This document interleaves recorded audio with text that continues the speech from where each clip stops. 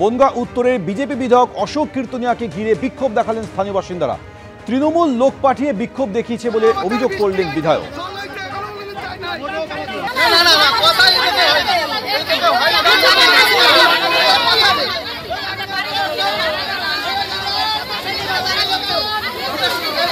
আমাদের মেন দাবি যে 1 কিলো চাল নয়, একটা তিরপল নয়। আমাদের দীর্ঘ সমস্যাটা যেটা আমরা সাফার করছি সেটাই হচ্ছে আমাদের দীর্ঘমেয়াদী যেটি ইসলামপন্থী সংস্কার। একমাত্র সংস্কার ইসলামপন্থী যদি সংস্কার করে বিস্তীর্ণ বনগাঁর বিভিন্ন ওয়ার্ড আজকে জলমগ্ন। আজকে পাশের ওয়ার্ড 19 নম্বর দেখুন জলের তলায়। কি বললেন উনি বলল সেটা উনি কোনো কথা উত্তর দিচ্ছে না।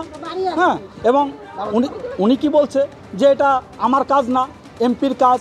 হ্যাঁ, আমি বলছি একই তো, আপনিও আজকে বিজেপির এমএলএ, আপনার শান্তনু ঠাকুরও বিজেপি, দুজনা কনসাল্ট করুন আজকে বিস্তীর্ণ। আপনি তো ম্যাক্সিমাম আসেন না। উনি দীর্ঘ 10 বছর ধরে হয়েছে, উনি কোনোদিন দেখতে আসে না আমাদের। অশোক কীর্তনী আসে না।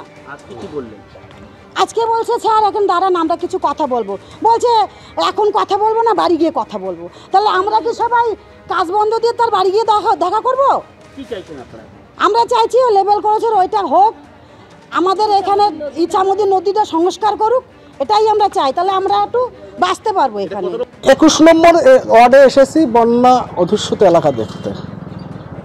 তৃণমূলের গুন্ডা বাহিনী, এখানকার যিনি কাউন্সিলর তিনি পাঠিয়েছে 4 জনকে, পদে পদে আমাকে বিব্রত করেছে।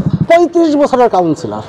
তাহলে আমার প্রশ্ন, কেন বনগাঁ 21 নম্বর ওয়ার্ডের মানুষ জলের তলায় থাকবে? মুর্শিদাবাদের 10 জন পরিযায়ী শ্রমিক তারা ভিন রাজ্যে হেনস্থার অভিযোগ নিয়ে ঘরে ফিরলেন।